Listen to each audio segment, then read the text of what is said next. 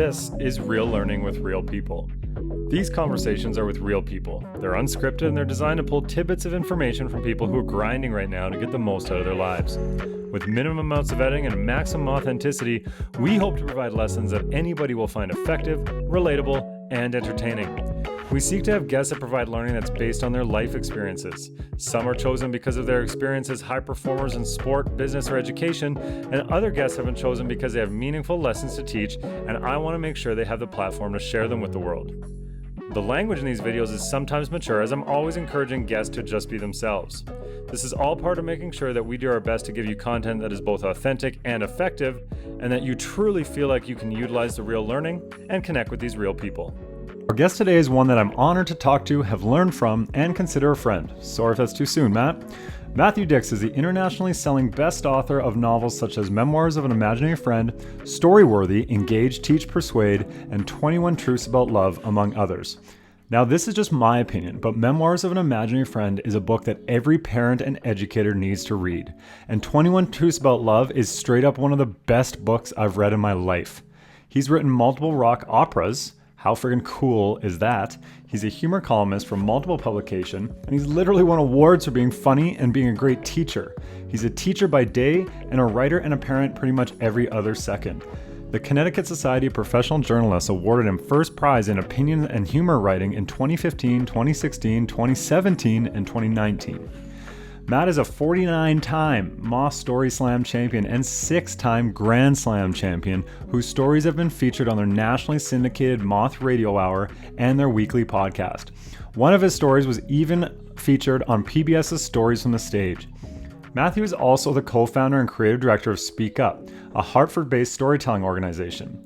Matt is the creator, producer, and co-host of Speak Up Storytelling, a podcast that teaches people to tell their best stories, and the creator and co-host of Boy vs. Girl, a podcast about gender and gender stereotypes. He's essentially the Dos Equis man that you may not know yet because he's so damn interesting. This conversation gets my personal full money back guarantee, as it has something for everyone. Here's Matthew Dix. Hi, Matt. How are you? I'm good. Thank you. Good. I appreciate you joining me today. I'm sure you probably had a busy schedule, different places to go and things to do. Well, fewer places nowadays, but yes, it's been busy. Totally. And I think one of the things that I've had the hardest time with in this time period, though I try not to talk about it too much on the show, is largely just being around my dog for long periods of time. Literally, he's not here today because he had to go with my girlfriend to work because I couldn't handle it anymore. So, well, I have children. I have the same problem, but there's no way I can get rid of them. They're just here all the time. I was just about to say, you can tell I don't have kids because, yeah. Or maybe I did, and I just shipped them off too during this time period. I like to dive right in because I think that a lot of the really interesting stuff comes from the things that have built your framework.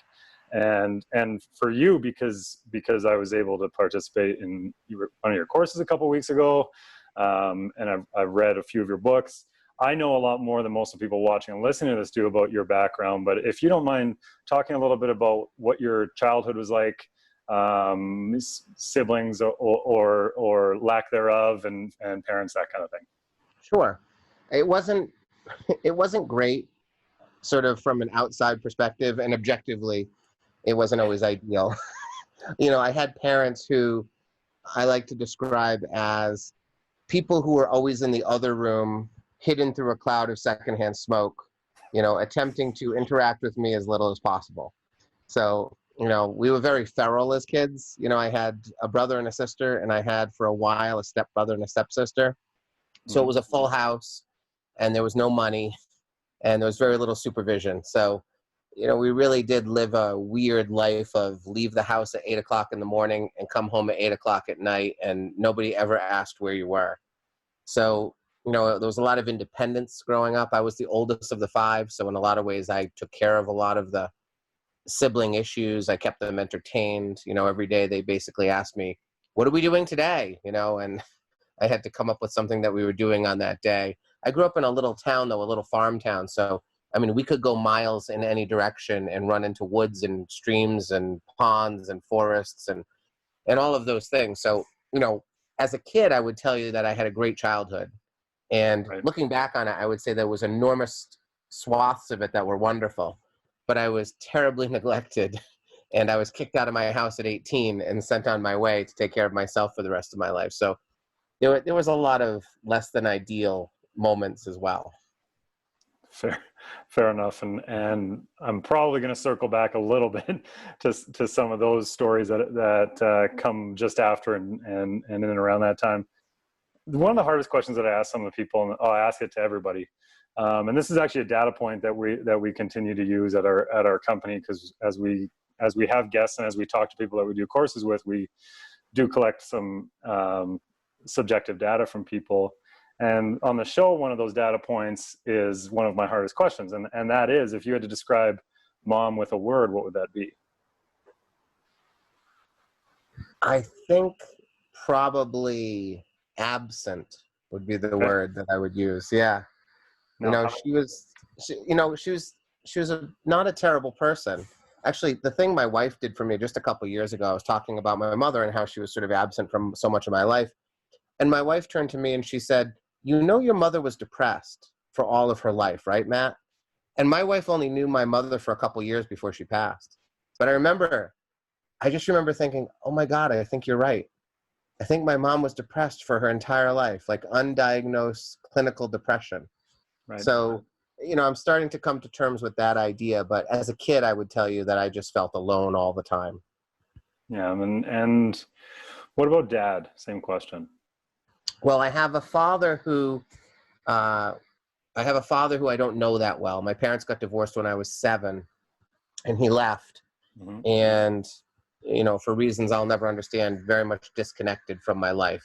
We write letters back and forth to each other now. Recently, over the last 5 years, and he's very sporadic even in that. So I don't know him very well, and I wish I did.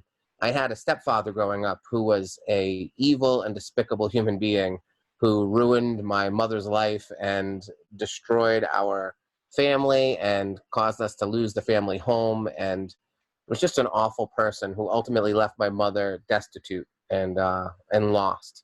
And so he was a horrible human being for all of my life. Yeah. All right, evil and horrible, I guess, as my words. Yeah, he really was. He's just a despicable human being, and he's still alive today. I check on Facebook every now and again to see if he's still around, and he's still kicking. Yeah. And so as we start to pull on some of the threads that come from I would describe, again, knowing maybe a little bit more than we've even gone into yet, your life has been unique, and I don't even know if that really does justice to the things that you've experienced. If you can recap, and I've seen you do it, so I know that you can rhyme some of the things off quite quickly.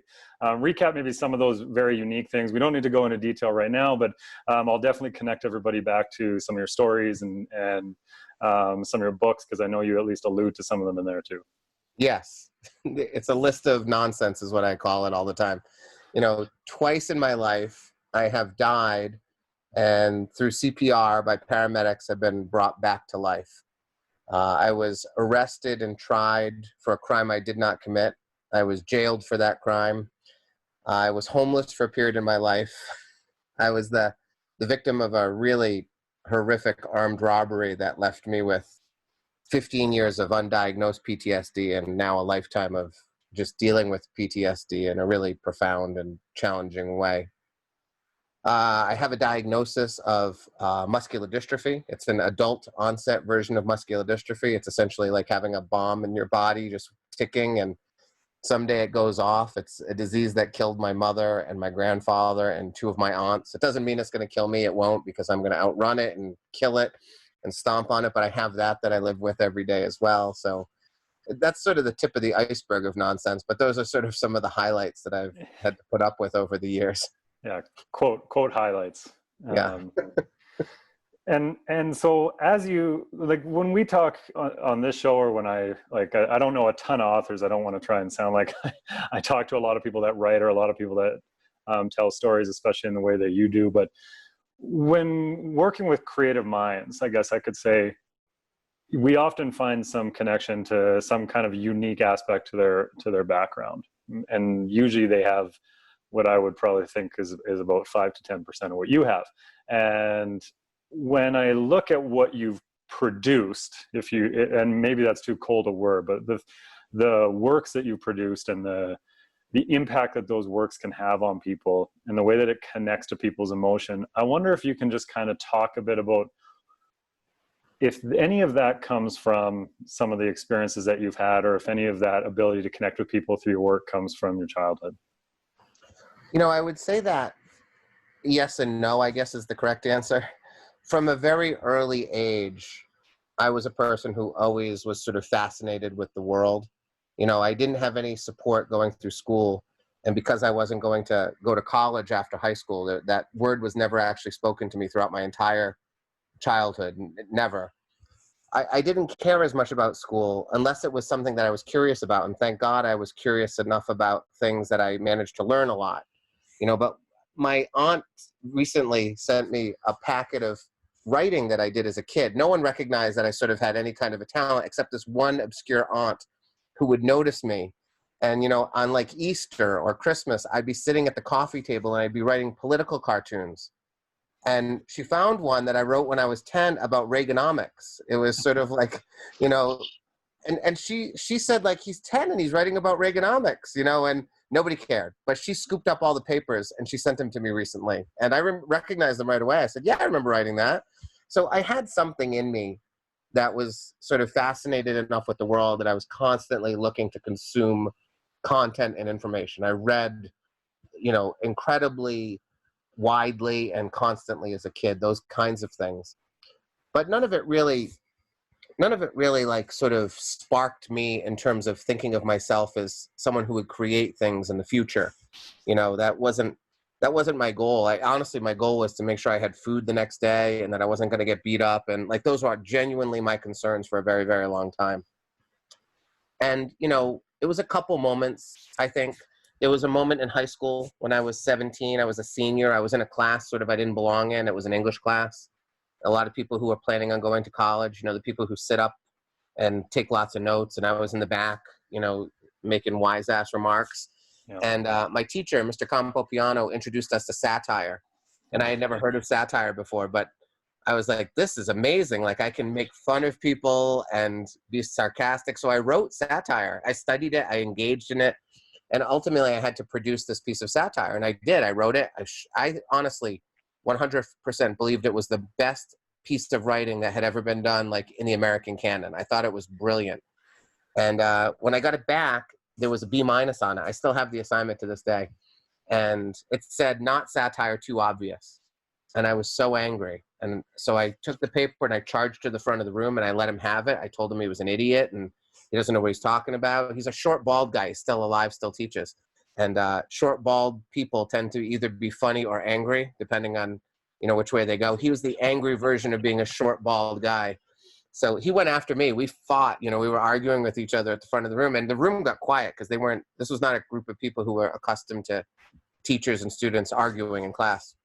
So finally, Mr. Campo said, stop. He said, read it to the class. If they think it's satire, your B- becomes an A-. But if they disagree and they say it's not satire, your B- becomes a C-, which was great. Like, that was the best teaching lesson I've ever gotten. Like, raise the stakes on kids, like, challenge them to do things. So I stood in front of the class, of course, because I'm 17, and I start reading this piece of satire that I think is brilliant. And I'm like 2 lines into it when Heather laughs, the girl that I loved for all of my life until I met my wife, basically. She thinks it's funny. And then as I continue to read, other people begin to laugh. And by the end, the whole class is laughing at what I've written. And Mr. Campo at the end says, raise your hand if you think what Matt has written is satire. And every hand in the room, including Mr. Campo's, goes up. And he tells me, he says, on the page, it does not read like satire. He said, but you bring so much sarcasm and life to it in reading it out loud that it's satire. It presents as satire. And that's it. Like, that's the moment. That's the day I start writing every single day for the rest of my life. I have not missed a day of writing since that day. I make a girl laugh, which is really why I still write today, to hold on to my wife with all my heart. Yeah. I I make an authority figure, a teacher, look like a fool, which is something like guys like to think they do in high school, but they don't really do. But this is a genuine, like, you're wrong in a field of study that you've been working in for a long time, and he had to acknowledge, you're right, I was wrong. But the most important thing that happened to me that day is I was a senior getting ready to graduate, which meant I was going to get kicked out of my house. And while all my friends were talking about safety schools and SATs, I was thinking about where will I live and how will I eat? And, you know, they were counting down the days on the chalkboard back then, like 78, 77. And every time the number got smaller, everyone was excited and I was terrified. I actually went to the vice principal that year and asked if I could do another year of high school. Because if I could do another year, I wouldn't have to worry about eating and where I would live. And he actually had to look into the state statutes to determine that, no, you can't stay here. We have to have you move on. So I was terrified. But that day, reading that piece and watching my B- become an A-, something inside me, I thought, I just changed my future by writing. Like, it was a tiny change. You know, it probably didn't even result in a change in my grade at the end of the semester. But I just remember thinking, like, I just did something by putting words on a page. That's kind of amazing. And so that Monday following, I opened my first business. I started writing term papers for my classmates. And I would charge $50 for an untyped term paper and $100 for a typed term paper. And I bought my first car and made my first rental down payment with the money that I earned writing term papers for my classmates. And I have not missed a day of writing since that day up until this day. I've written every single day of my life.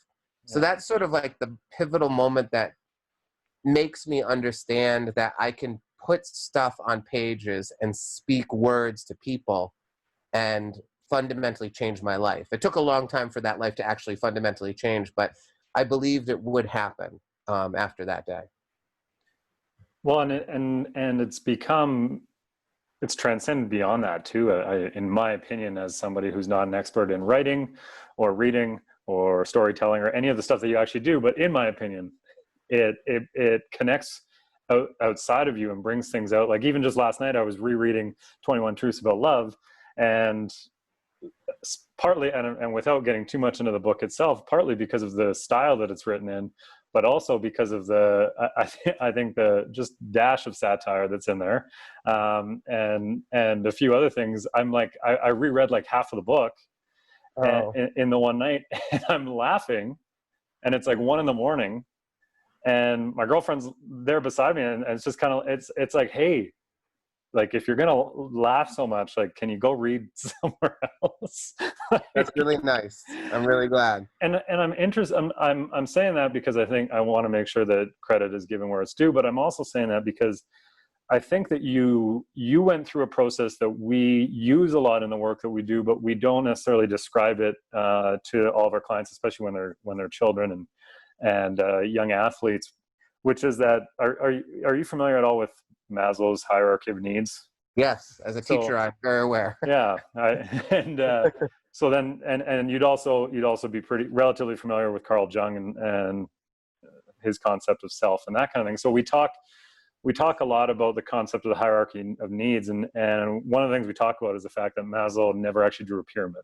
So that's which not like that's he never, that was, somebody did that after. Right.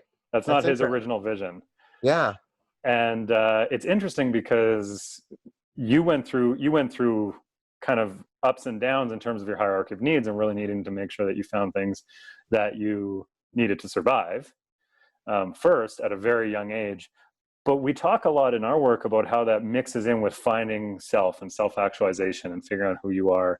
And it becomes a lot more clear that it's not like when you're a child, you figure out how to meet your own needs as you're a young adult. And then from there, you can just self-actualize and go off into the world and become everything you want to be. Whereas we very much cycle in and out of needing different needs. And because of that, we cycle in and out in theory. And this is more of our theory than anything, of self-actualization. And right now I'm self-actualized, and then the next day I'm not, and so on and so forth. And to me, I guess the question that comes from that for your story is, I think that you've probably bounced in and out of the cycle of needs and self-actualization more than anybody I've ever read about, talked to, or anything like that. Do you think that's true? And do you think that that has helped you or hindered you? I think it's definitely helped me, and I think you're absolutely correct. You know, it's a nice way to think about my life in that day with Mr. Campopiano changed my life, and everything has been great since then. You know, but I know that that's absolutely not true.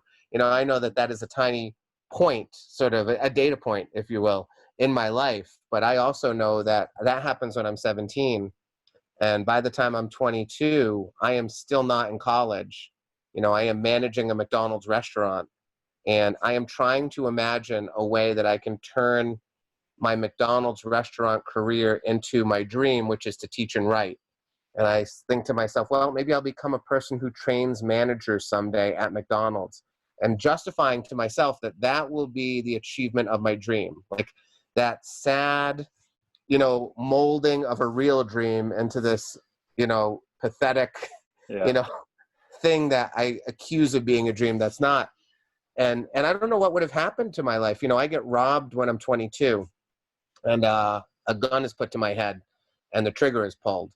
And, you know, I'm told there's a bullet in the gun. And, you know, that's the moment when, you know, before he pulls the trigger, I'm terrified and I'm angry. And the moment he starts counting back from 3, telling me he's going to shoot me, all of my anger and all of my fear disappear. And the only thing that is left in the end is regret. And it is absolute regret that I'm 22 and I'm on a greasy tile floor and I've done nothing with my life. And this is it. And that moment, you know, that moment changes everything in terms of the force that I apply to my life, the motivation and the will, you know. So I might have a wonderful moment with Mr. Campopiano that teaches me that I can write and change my life, but that's nothing unless I find, you know, the motivation, the engine that puts that learning into practice. And it's that moment on the floor. You know, I tell people I don't think I've ever gotten off the floor, because there is not a moment, hold on, sorry, the door. Don't worry about it. The cat opened the door. One of the benefits to calling the show Real Learning with Real People is we've had all kinds of interruptions that some are really entertaining and some are just the cat opening the door. Yeah, just the cat. You know, that moment on the floor it's in my mind more often than you would believe. You know, I don't think there's an hour that goes by in my day that I don't think about the idea that regret is the worst feeling a person can have. You know, I am convinced that of all the things you need to avoid in life, regret is the one thing you must avoid more than all. Because it is, I'll tell you, when you think you're in your last seconds and that emotion spills into your body, you just understand that this is the worst thing ever. So I think that you're right, that, you know, that cycle of in and out of self-actualization, and the idea that we're not always getting what we need, and sometimes we do and sometimes we don't, it's constant. But I think it has made me who I am. You know, I was working with a storyteller the other night, and she was telling a story. She's young, she's probably a millennial, and she was telling a story about how she's trying to find herself, you know, and she's like 23. And I hear it a lot from storytellers, younger people especially, who talk about trying to find themselves. And I told my wife last night, I said, at 23, actually, I said, never in my life have I ever thought I'm trying to find myself. You know, that's never been a thought that passed my mind. And I used to think, God, these people are just better than me. At 23, they understand that they have to find themselves. But I told my wife last night, I said, maybe I never needed to find myself because I was too busy finding food and shelter and an occupation. And maybe the problem is just that these people I'm meeting have been given so many things that, like, they haven't had the opportunity to actually find themselves because they haven't had to come up against anything. And therefore they talk about, like, I'm going to go to Tibet and find myself. And I think, actually, if you just get really poor, you know, or you deal with some trauma, or just put yourself in, like, unincorporated Maine with nothing and work your way home, I think you'll find yourself just by getting yourself into a position where things aren't as easy. And, you know, I'm not sure if that's true, because that is a thought I had last night, so I'm still formulating it in my head. Yeah. But I do think that everything that I've experienced has made me who I am today. And as much as I would like to get rid of, you know, the struggles with PTSD, and as much as I would have liked my parents to have been more supportive, and I would like to know my father, all of these things. I shudder to think what I would be had I not, been faced with the things that I was confronted with. Yeah, that's really interesting too. And oftentimes when I say something that is remotely profound or something that I think is relatively impressive, I assume I stole it. So it's like I must have read that somewhere, or like somebody must have said that, and I just can't. I'm just saying it now without being able to recall where I took it from. But I just assume I'm wrong. I say something and I go, it's probably not right, and in 3 days I'll realize I'm an idiot. Yeah, we you kind of check yourself, and maybe not justifiably so all the time. Right. Yeah. Because I full-time run this business now, but I'm also a basketball coach at the university level here in Canada. And one time I said to an athlete, like, and it sort of goes against, but it also sort of goes with what you just said, which is that you should always be trying to find yourself, but you also need to remember that you're never going to. And Yeah. that's why I think I stole it, is because even now hearing it back, I'm like, that's not a Ken King original. But it brings up an interesting thought with me, and I look forward to, because I've been a fan of yours for a while. I look forward to talking to you for that reason, but I also look forward to talking to you because we talk a lot about pain being one of the biggest, arguably the biggest driver of change, and for the individual and for the group. And it doesn't mean that it's the most enjoyable, and it doesn't mean that it's physical pain, and doesn't mean it has to be excruciating pain. It could just be the pain of seeing a poor grade. But pain is the driver for change. If I were to say that pain is the driver to change for you, what does that bring up for you?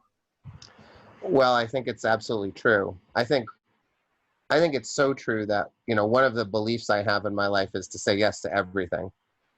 Every door that opens, you should walk through and decide if the room is good. And then if it's not, you can close that door, but you should at least go through every door. That's how I need to get you on the show. Yeah. Honestly, it's a little crazy, because if I think about the careers I've had and the many things I've done, almost always the most interesting things I've done have been things I didn't want to do. Right. And things that seemed incredibly hard or ridiculous or not even interesting to me personally. I write musicals now. I'm writing a musical right now with a woman who's in the COVID ward at the local hospital, because we were in the process of writing it before she ended up on a ventilator. And I'm writing musicals because a guy once asked me if I would write a musical with him. And I said, I don't really like musicals. And I think the music you've written is bad. And I'm way too busy to write a musical right now. So yes, I'll write a musical. And now I write musicals, and I'm so glad I do, even though everything in my soul told me not to do it. And I've been a wedding DJ for 21 years. My wedding DJ partner called me and said, I think we should be DJs. And I said, I've never had that desire, and I don't know anything about music, and I've only attended one wedding in my life, and it was yours. It's a ridiculous idea. I don't want to do it. Call me after I'm done writing this English paper, and I'll become a wedding DJ with you. And it's changed my life. It's introduced me to my best friend in the world, and it's made me able to stand on stages and speak to untold number of strangers without any concern whatsoever. Once you can do it at a wedding, you can do it anywhere. All of these crazy things. So now the way I live my life is I try to find the thing that frightens me the most. I guess we can talk about that as pain. Mm-hmm. And I go to that thing. Stand-up was the latest thing for me. I tell stories on stage, but I've always known that storytelling audiences are kind and very generous. And stand-up audiences are horrible people for the most part. They're ready to kill you. Yeah. And so I always avoided stand-up. And then someone called me, a buddy who lives in New York, and he said, I want to do stand-up. Will you do it with me? And I said no. And then 3 hours later, I called him back and said, crap, I have to say yes. So yes, I'll do stand-up. My buddy never did it. And I've been doing stand-up now for 3 years. And I hate it. I hate it because it frightens me every single time I go. Because it is the real opportunity for me to fail on stage, which doesn't exist in storytelling. I know I have the confidence now and the skills that if I go to a speaking engagement or a storytelling show, I'm not going to fail. There's no concern whatsoever. And there's nothing wrong with doing those things. They bring me livelihood and joy. But now I'm always looking for the next hard, scary, ego-threatening thing that I can charge at and attempt to do, because I've just discovered that when I go to the things I'm afraid of, that's where the most growth happens and the most opportunities lie. That's I know you were on his show, and a good friend of mine is Trevor Reagan at Learner Lab.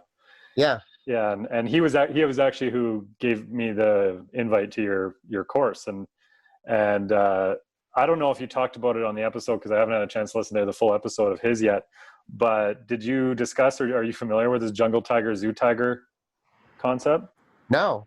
Oh, if you can go back through Trevor's stuff and find, it's honestly, it's so widely applicable, and you are one of the most jungle tiger people I've ever met. And eventually, when you get a chance to go look up his jungle tiger, zoo tiger stuff, it's a short video that you can find on YouTube, and Okay. it's you're right up that alley, and that's essentially what it is. It's the difference between who becomes the stronger, more resilient, more easily able to acquire skills tiger, the one that's in the zoo and gets fed every day, the one that gets taken care of every day, or the one that's in the jungle fighting things off, fending for its life, running from hunters, that kind of thing. And I'm not doing his concept total justice, but that's scratching the surface of it. And one of the things that like, I think I'm a pretty blunt person. I think coaching and teaching brings that out in a lot of us. I teach at the university level, and I coach at the university level. I don't have a PhD, and I make a point of that because I know too many people who do have one who I really don't like. So I try to draw a hard line there. I call myself an instructor because I'm not a doctor, very intentionally. But you seem to have like another level of being able to be blunt and authentic and say exactly, like, you don't have a filter. You would not do well as an Instagram influencer because you don't filter anything, in my opinion. Yeah. And you're right. one of the things that we're trying to tackle, we're trying to collect data on it, we're trying to guide some science around, is having tough conversations with quote unquote kids these days. And that means tough conversations that they need to initiate more, that finding better ways for these kids to be willing to have these tough conversations and say, Mom or Mr. or Mrs. Blank, if it's a teacher or coach or dad, I feel this and I want to talk about it, because I think that that's becoming a lost and important skill. But you are like, you come across as somebody who's like maybe a tough conversation master.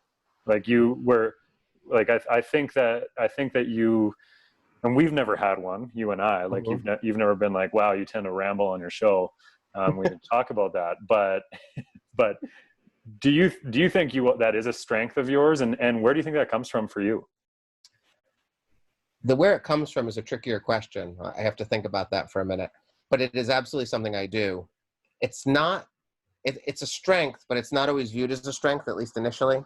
Mm-hmm. You know, a lot of my colleagues, when they first get to know me, are very uncomfortable with the way I talk to students, because there is no sugarcoating. You know, I take my students every year camping for 4 days. It's not really camping. It's a YMCA camp with buildings with plumbing and heat. But I take them away for 4 days. And a few years ago, we had a new school nurse come for the first time. You know, our old nurse retired, the new nurse comes, and she's up there and she doesn't really know me. It's the third week of school when we take the kids away. So she's known me for 3 weeks and barely at all. And on Friday, the very last day of the trip, she comes to me and she says, on the first day when we arrived, I thought about calling DCF, the Department of Children and Family Services, because of the way you talk to kids. I thought, this is insane. He can't talk to kids like this. And she said, I have now spent 4 days with you, and I have somehow figured out that the kids love you and that they need to hear the things that you say. And I can't believe they respond so positively to the way you talk to them. But it is blunt. It is very direct. It is, this is what you need to do, and this is how you failed, and this is how you are a disappointment. And it's also the opposite. It is, that was an amazing thing. You know, I think one of the benefits of being the way I am is my students know that when I say something positive about what they have done, it is a true, meaningful expression of my appreciation and joy for what they've done. And they know the opposite. They know that when I'm laying into them, it is also true and authentic, but everything comes from a place of, I want you to be a better person, and I want you in your future to have as many choices as you can possibly have. And the only way that's going to happen is to become a better student, a better person, a better, whatever you're trying to be at this time. Why I'm like that is a little trickier of a question for me. I managed McDonald's restaurants for more than 10 years while I was putting myself through college and surviving after high school. And I was really good at it. And I think I was really good at it for a lot of reasons. I process information quickly, and that really helps in that environment. I actually think that any Fortune 500 company, if I was in control of one, I would go to all the McDonald's in the country and I would find the best swing managers, the people who just really run the store. I'd find the best ones in the country and I'd take them into my company, because I just think that if you can do that, you can do anything. Managing 60 people, most of whom speak some variety of English, but mostly something else. And, many of them are coming from poverty, and you have to support them while they support your business. And in those environments, because of the type of people I was dealing with, just the people who were fighting to stay alive, I spoke bluntly to them because they spoke bluntly to me. And I think part of it might have come from those experiences, that idea that these are folks who, are trying to hold it together, and I'm going to support them, but I'm also going to be really direct with them. And a lot of that business work that I did was more sort of social work as a manager. I did a lot of helping them with their personal lives. But as a result, my crew people were unfailingly faithful to me. I always had the best attendance whenever I was at work. When I was at work, everyone showed up for work, and they were there for me. Even though I think if you walked into McDonald's, you would have said the same thing. You would have said, how can you talk to her like that? And I think she would say, nah, he's right. I screwed that up. That's fine. Because she knows I love her. She knows that I support her. So maybe it comes from there. Maybe it comes from not having parents and speaking really directly to my brothers and sisters. Maybe it comes from never having really a role model or someone who did that kind of talk that I don't always support with kids, which is the careful, the syrupy, I always feel like there's a thing that you have to talk to kids about, and lots of people just like to go around the thing and glance it. Just like, I'm just gonna get a little bit of it on this kid, and then I'm gonna move on. And I just feel like I'm gonna plow you over. I'm gonna knock you on your butt. You're gonna know where you stand, and I'm gonna pick you up, and I'm gonna show you where you need to go. Yeah. So I think it's probably a combination of all those things. I think I'm kind of a jerk too. I think there's a bit of a jerk in me, and I'm not afraid to let that jerk out. Yeah, and I think I think there's probably some. It's semantics too, right? Like I think that when you say I'm a bit of a jerk too, it's like, yeah, like when I think about the people who I know who I've called a jerk in the past,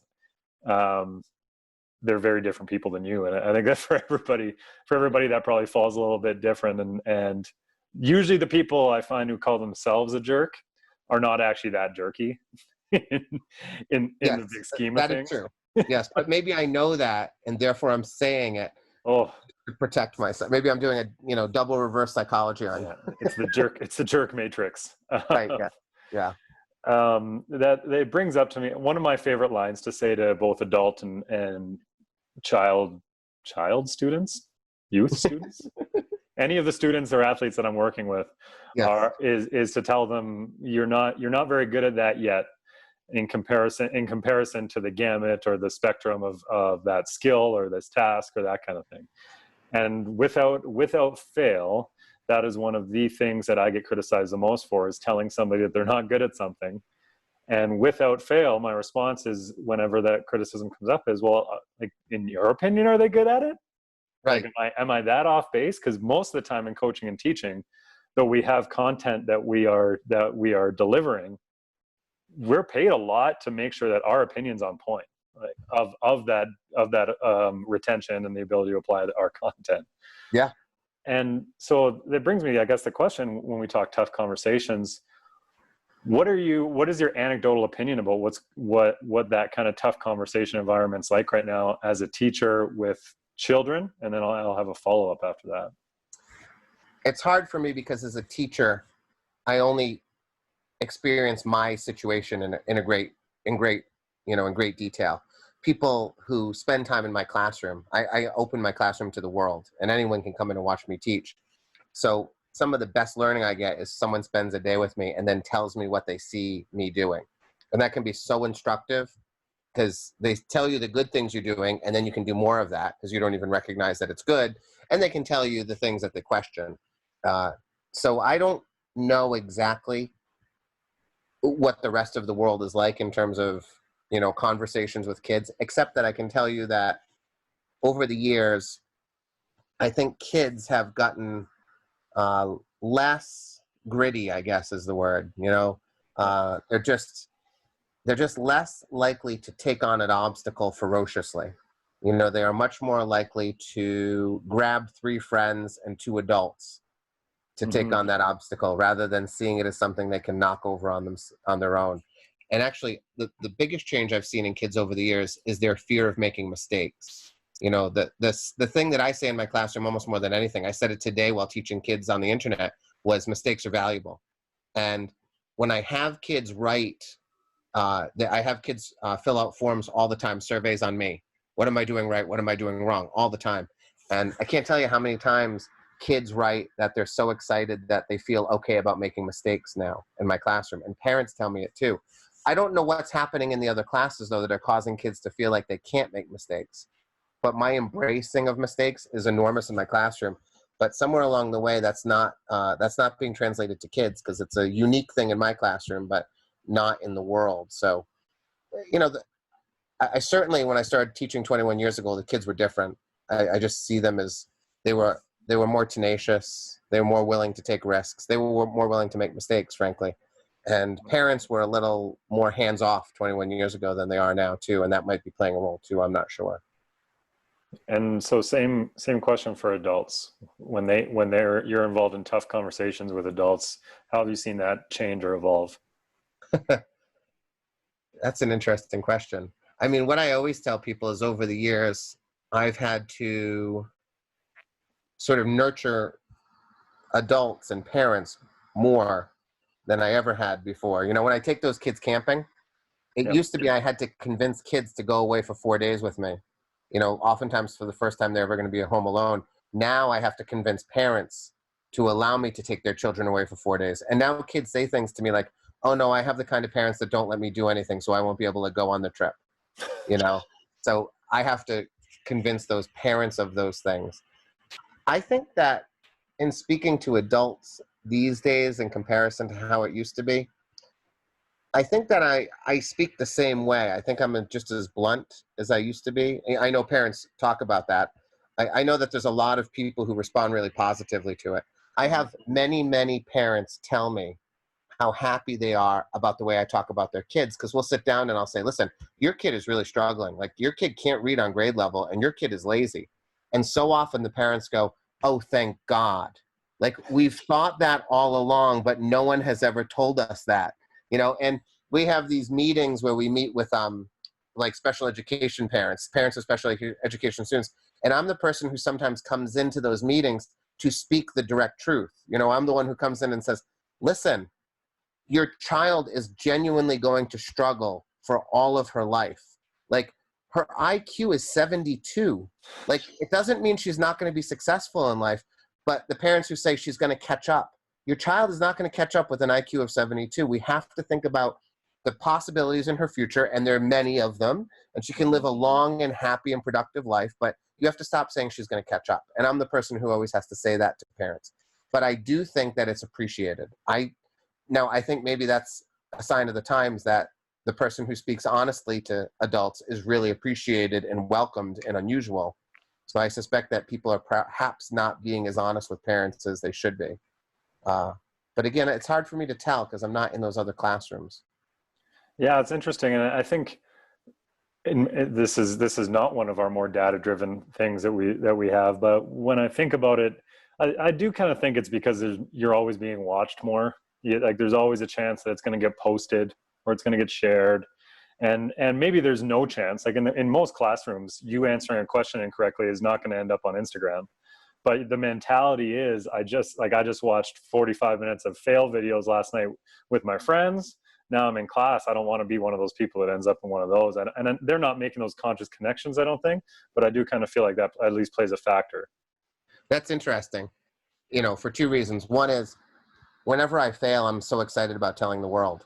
I can't wait When I fall down, when I fail something, when I do a terrible thing, my instinct is to tell everyone that I know what I have just done. So like your instinct to not be on a fail video, I would love to be on a fail video, because I know that when I fail, I connect with people in a more deep and profound way. I'll tell you though, one of those moments of nonsense in my life that I didn't speak about, I've been blogging every day since 2005. And back in 2007, a group of people, colleagues probably, collected years of my blog entries, manipulated them, and created a 23-page packet that they sent to the school board and to the town council, demanding that I be terminated. And it was a horrific packet that they created by manipulating my words, really rotten things.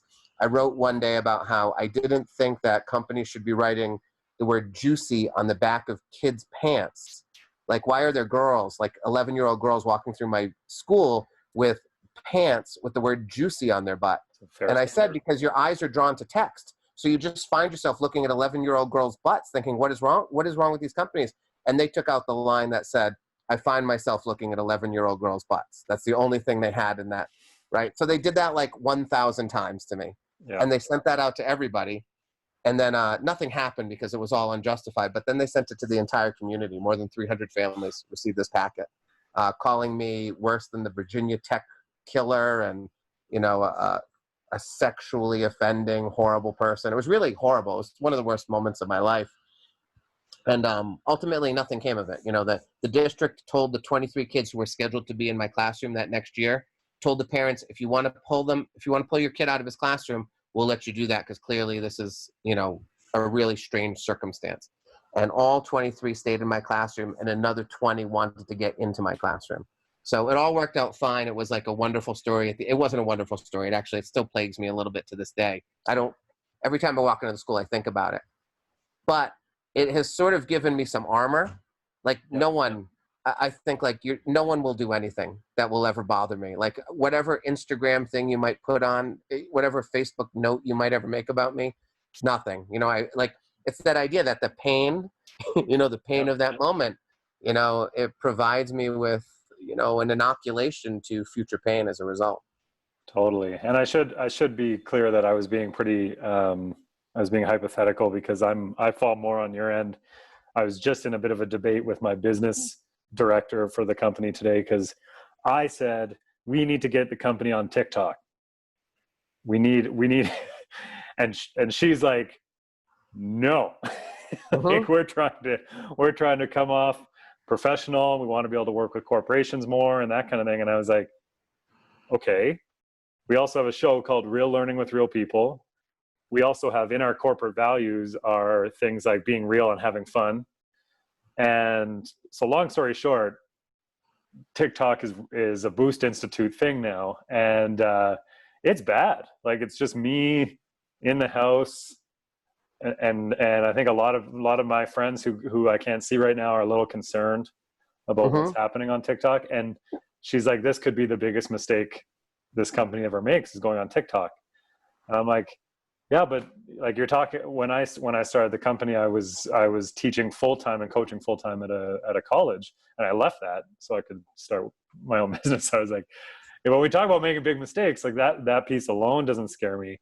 But I've had some experience similar to yours, where it's like, especially in coaching and teaching, like, and especially as a male coach or teacher, you get periodically you get some things thrown around, and you have to manage those. And by no means, as a middle-class white man, am I complaining about my circumstance, but it is a part of my life. It's happened, and I do see a little bit of what you're saying, where it's like, yeah, like you sit there every day when something like that happens, and like that's not true. It's just like what, and then you have that realization, like, but it might not matter, right? And and then when you come out the other side of that, all of a sudden, all that pain and that second guessing and that imposter syndrome and that kind of stuff, then you're like, oh, okay, well, now I'm good. Like now things are little bit less intimidating, I guess, in those situations. Yeah, you learn. It's a really good learning thing. My colleagues sometimes talk about, they'll come to me and say, I just got in trouble with the principal. And I say, oh no, what happened? And they'll say, he told me not to do this thing anymore. And I always say, that's not trouble. That's just your boss correcting your behavior. But they take it as trouble because they've never experienced trouble before. Because I know a lot of my colleagues, they went to college, they went to grad school, they got the job of their dreams, they got married, they got 2 kids. And, for some of them, it's been a lovely ride. And suddenly the boss is angry with them and tells them not to do anything, don't do that ever again. And they think it's the worst thing that's ever happened to them. And they just panic about it. Yeah. Oddly, though, I'll tell you, 2 weeks ago, I downloaded TikTok for the first time. I made the same decision you did, which is my kids are talking about TikTok a lot. It's probably like maybe the next thing, or I should at least be aware of it. Maybe I should make a TikTok. So it's on my phone. Yeah. I haven't done anything other than it alerts me to TikToks that I might be interested in. That's all I know right now.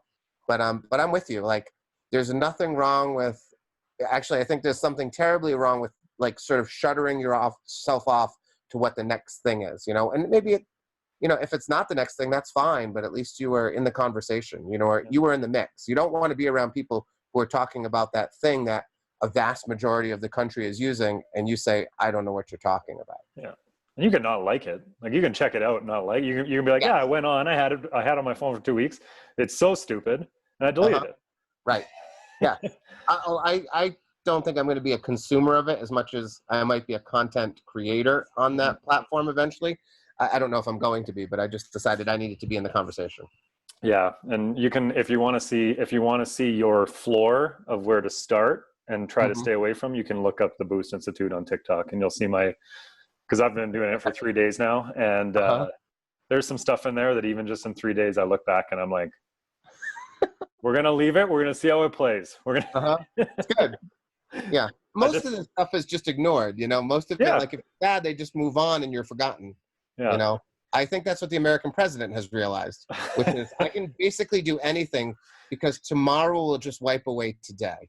Yeah. And sadly, to a great degree, he's correct right now, and it's killing me. Yeah. Yeah. Well, and he's been on the other side of your fence for a little while. So yeah. Yes, he has. And I especially, like, I've stayed away from talking about anything political on this show because actually I honestly don't have a good reason why. I just stayed away from it. Well, it's not a bad idea. I mean, I don't often find friends. You either agree with me or you suddenly hate me more. That's really totally. And one of the things that I'm not afraid to laugh about with now that you bring it up, and I think that you might appreciate the perspective a little bit, was when the conversation was, well, we might station the military at the northern border of America because we want to keep people from crossing illegally. And it was kind of like, yeah, we're really going to be running away from this free healthcare during a pandemic. We're all over that. Right. Yep. That was one of the most entertaining ones that I think I ever heard or took in, I guess. Yeah. Well, I have had people tell me, everyone buys books, Matt. So why are you trying to, why malign yourself to, whatever it is, 40% of America? But, I made the conscious decision that my children someday are going to be old enough to look back on this time and say, what were you doing? And I want to be on the record as having done something, as having not stood by because I wanted more people buying my books. Michael Jordan, the famous, Republicans buy shoes too. I did not want to be on the record as that. So my kids can at least know that I fought the good fight. Well, and it brings up a line in 21 Truths About Love. And I swear, like, to people watching or listening to this, I'm not trying to plug Matt's books. You can plug it. No, plug it. Okay, I'm plugging it. The concept, and I might butcher the exact phrasing, but that concept of, if childhood you doesn't like you, then you're a bad person, I think was kind of the phrasing. Yeah. And it's like, the more I think about that, I'm like, man, like, I'm doing an okay job, but when I put some stuff in that context, it's like, yeah. I look at people and I think, the childhood version of you would hate who you are right now. Like, kids are genuinely decent, good human beings who care about other people and are less selfish than most adults. And something happens along the way, and it's a shame, And I know that the childhood version of me wouldn't always be happy with me either, I should definitely be eating more ice cream and probably going to more places, traveling more than I do right now. So there are some things that he would be disappointed in. But I try every day to sort of, live that inner child if I can. Yeah. And when you were talking earlier, and you just kind of reminded me again, I was thinking about a friend and somebody that we had on the show. Her name's Dr. Kendra Coates, and she works with Mindset Works, which is the organization that Carol Dweck's currently working with.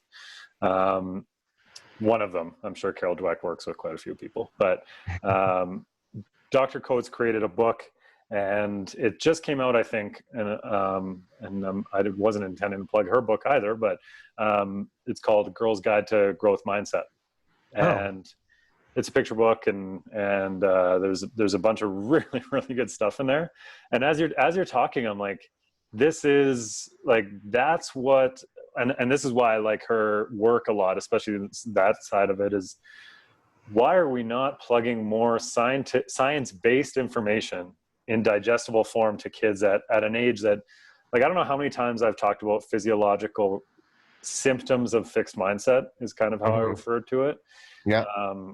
And teaching kids about their heart rate and their sweaty palms and their red face and all, and like that kind of thing. And what that actually means. And I'll be teaching it to like a 10-year-old, and people are saying like, well, like, what do you, like, that's way above their head. It's like, it's only like, who's saying that? Who's saying that's above their head? We're just deciding, oh, you're too dumb. Yeah. I teach Shakespeare to my students, my 10-year-olds, and I get them to memorize enormous passages and understand the Shakespeare.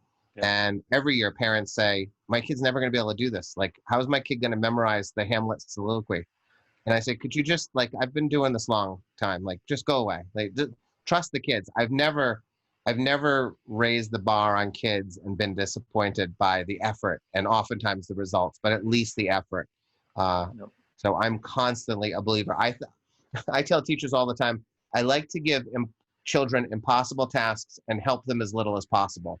That is basically my goal in the classroom, is here's something really hard to do and I'm not going to help you. Please go away and solve this problem without me. And those are the best moments in my classroom, is when I get out of the way and I sit in the back and I work on a book or I read a book and I watch them pull their hair out. It's a wonderful experience for them and for me.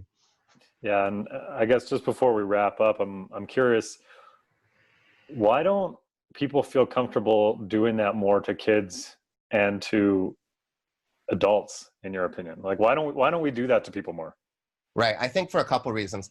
I think we want everyone to feel successful, and they don't. I think what happens is people don't recognize success as effort that produced, something, even if it's not the actual result. Like, just trying hard is success.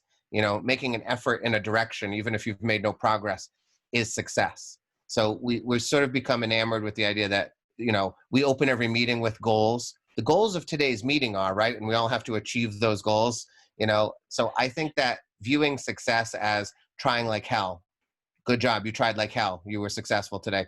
We don't see it that way anymore. And I also think it's sort of the idea that we're going to protect ego. I also think that people genuinely just don't believe in others.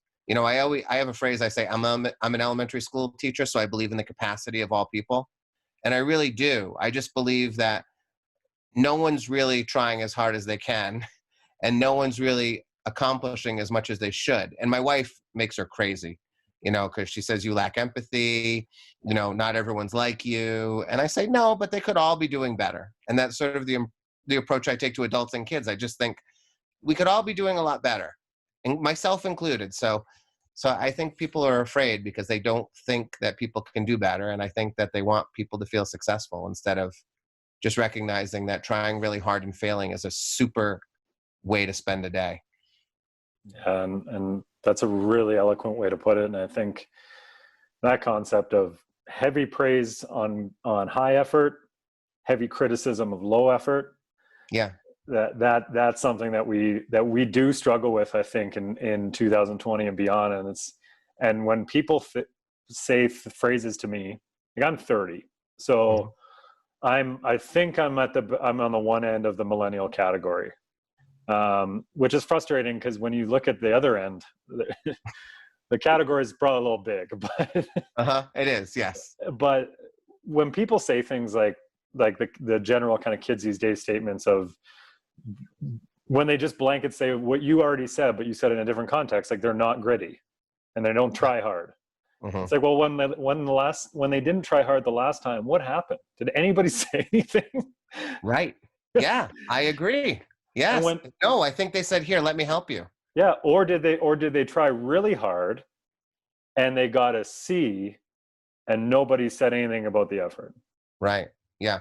Or the parent called and got the C changed to a B. Yeah, that's got a retake. You got a C. Let's get a retake on that one. Yeah. No, I agree. A well-earned C is wonderful. Those students I worry about the most. I tell parents this all the time.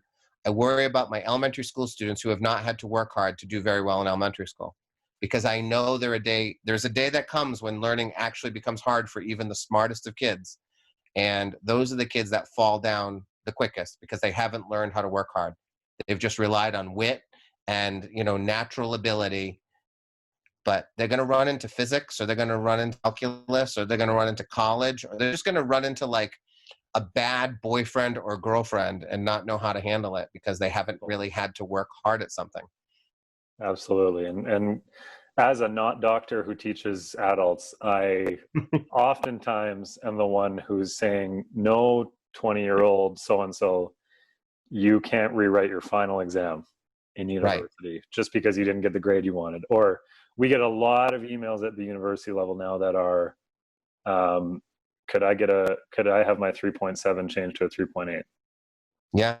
Well, that's Mr. Campo telling me, you can take this deal, but if they don't agree with you, your B- becomes a C-. That was a great lesson for me as a kid. Totally. That was my first lesson as a teacher, which is you raise the stakes on kids. There's a line, you draw the line, and you do not move back from the line. It's what I tell parents all the time. When I hear parents say, if you don't set the table, I'm taking away that iPad for 3 days. And I go, will you really take it away for 3 days? Because if you don't take it away for 3 days, you have no power and they will never believe you. So as a teacher and as a parent, I never, ever threaten something that I will not follow through on.